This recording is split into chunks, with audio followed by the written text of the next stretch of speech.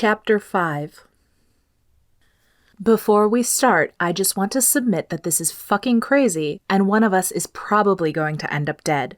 You, most likely. Krista was standing next to Mel, speaking in a low tone. They stood just on the edge of the forest that abutted Torres's property. It had taken a week to get everything together and ready for the heist. Once a few of the details were ironed out, it seemed incredibly simple. Ballsy, but simple. As long as Mel could pull off her bit, they'd have the stone in plenty of time for Tina's deadline. No one's dying on this one. Mel stretched out her neck and arms, swinging her limbs in circles. We can get the scry stone from Mom some other way. Krista reached into her bag, digging for charms as she spoke. Tina won't give it to me another way. We both know that. Mel stopped stretching and looked at the other woman. We're good, right? Krista's hand paused in the bag, and she wouldn't look at Mel. I'll do the job. That was good enough. Mel checked her watch as the seconds ticked down. Bob should be in place at any moment. She tried to clear her head of the clutter floating around, the tension between her and her team, the stray thoughts of Luke's lips that wouldn't leave her alone. She needed everything gone but the job. An owl hooted in the distance. 4 seconds later, a crow cawed, and then the owl once more. She nodded goodbye to Krista and took off through the forest at a run. She had a lot of distance to cover and not enough time to do it in. But they'd added more guards at the perimeter of the property, so Mel had to time her entrance just right. There was a 30-second window where she could cross into the territory without anyone catching the scent of an unfamiliar shapeshifter. And then there was getting into the house itself. She activated the cloaking spell and approached slowly. Fast movements were more likely to break the illusion, but it was a risky spell to use around shapeshifters since it masked sight, not scent. But if Bob had done his job, she'd have enough time to get in and get the stone before they smelled her. She climbed up the stone wall, her fingers finding handholds that shouldn't have been possible. Her destination was a small balcony with a simple French door. Normally, it would be guarded by an alarm, but she was able to disarm that and let herself in without an issue. That was the easy part.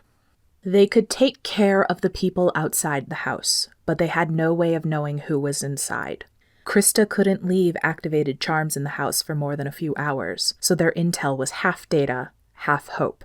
Mel didn't slink through the house. The charm kept her invisible, and even if someone caught her scent, it might take them a little while to realize that it shouldn't be there. No house was without its visitors. No one saw her. No one stopped her. She made it all the way to the vault without anyone the wiser. The lock would have been tricky, but she'd encountered it before. In her experience, most shapeshifters of note went to the same 2 or 3 consultants for home security. Consolidation like that made her job easier. She took a breath before opening the door. This was the biggest mystery. They hadn't gotten eyes in the vault yet. But once she was through the door, she let out a small sigh of relief. She'd been having nightmares about encountering some unknown enchantment, something that would kill her if she didn't have permission to go near it. Never mind that almost no shapeshifter would willingly let a witch near his belongings. The smart ones always invested in enough magic to keep their stuff safe. It looked like Mr. Torres wasn't that smart. She disabled the sensor on the expensive glass case and exposed the scarlet emerald to the air. The case looked intimidating, but it was only on par with what she would find in a museum. She stuffed the gem into a small canvas bag tucked against her side and turned around to face the vault door. Either there was a mass of shapeshifters waiting for her on the other side, or there wasn't. She only had one way to find out. Mel checked her watch. Krista and Bob were due to be in place for the grand finale. No one was in the hall outside the vault. Good. Maybe, just maybe, Plan B would work, and they'd all walk out of this scot-free. With practiced patience, she made her way through the inner staircase and up to the Alpha's room. It was madness to use this as an escape point, but it was also the fastest way out of the house. She was through the door and into his room in seconds. Mel froze by the window when the door opened. Her enchantment should still be working, but the sudden movement of jumping through the window would break it. A blonde head popped through the door. "Luke?" a girl asked. "Are you there?" She stepped in and closed the door behind her. Mel bit back a curse. She couldn't speak without revealing her position. On the other hand, either the open window or her scent would give her away before long. But Mel held still. She watched the girl look around, thankful that she didn't switch on the light. The girl seemed to give up, muttering something and walking back through the door. Mel let out a breath. She examined the screen in the window and found one sensor. An alarm would sound if she removed it from the frame. A glance at the door to the balcony told her the same thing would happen there.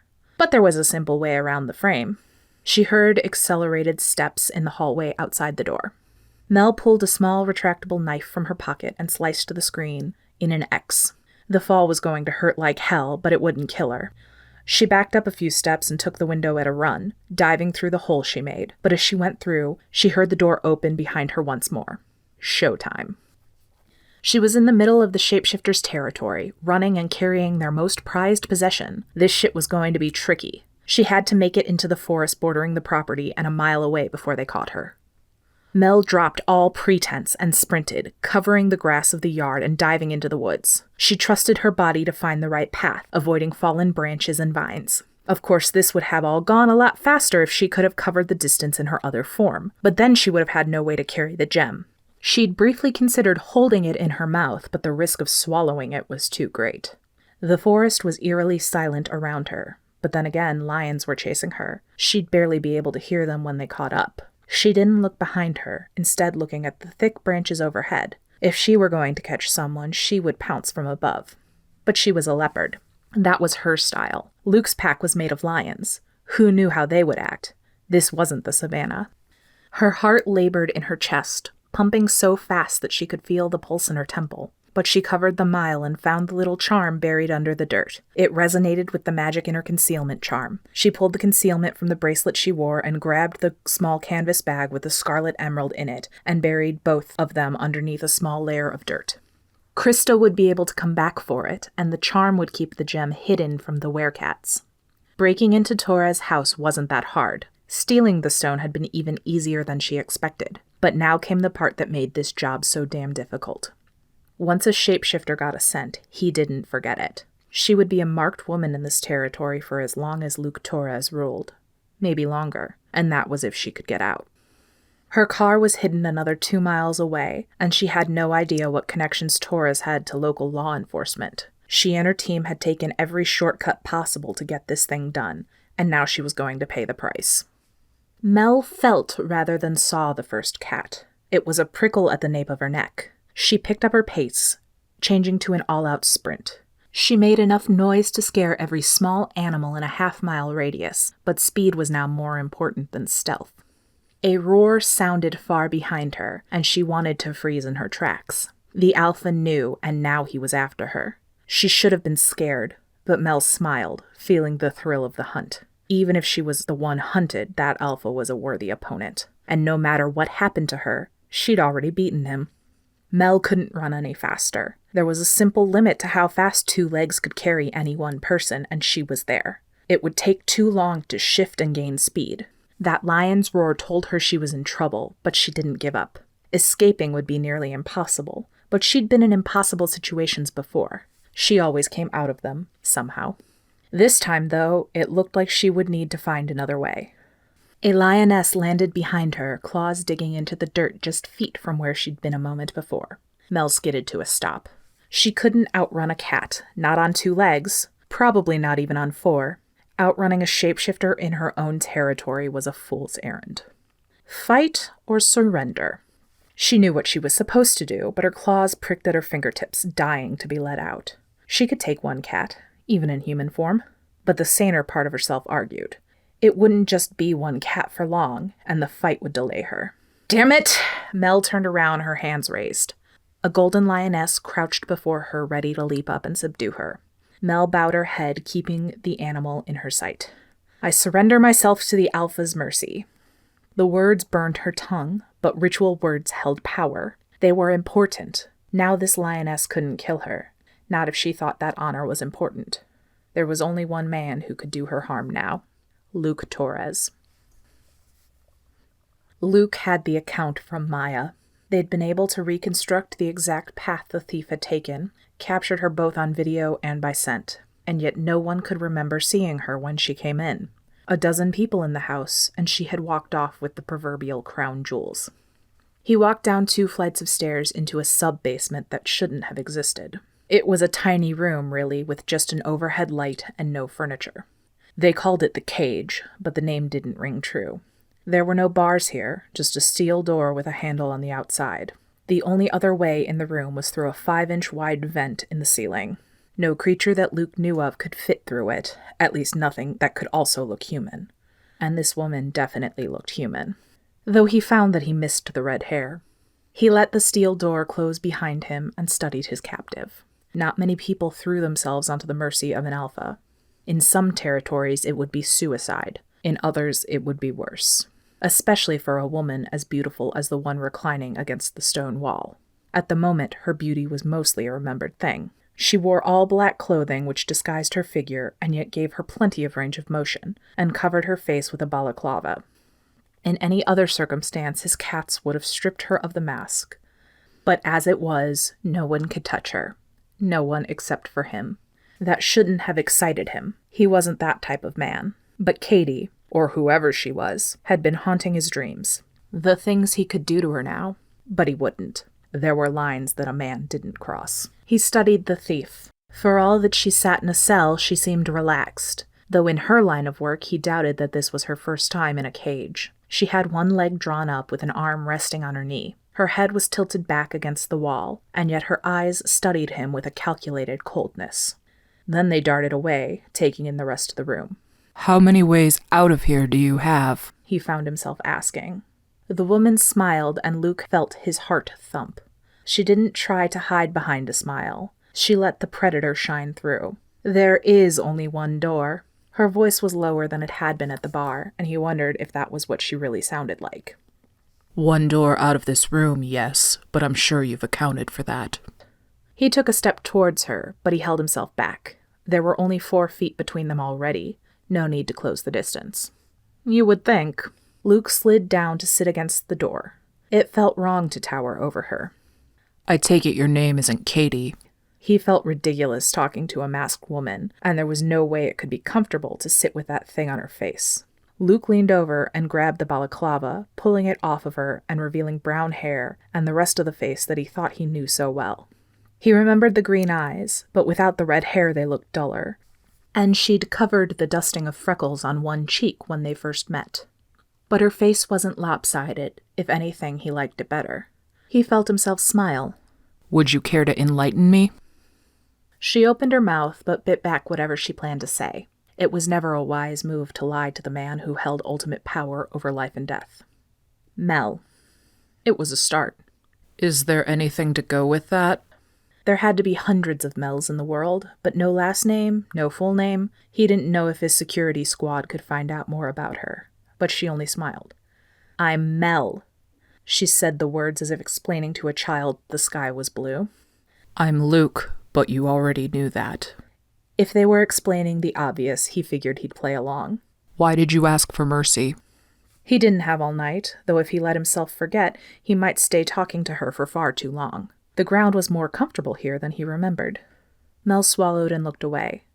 This time Luke was sure she wasn't planning an escape. "My mom always told me never to fight lions." I don't know if she was being metaphorical. A strange expression crossed her face, fondness and regret. I didn't even know what metaphorical meant. She shook her head and flattened her expression. Mel took a second and then looked over, her eyes shining bright. "You have a reputation as a man of honor." Luke's inner lion preened, but this wasn't the time to bask in compliments. "And a man of honor wouldn't execute a thief?"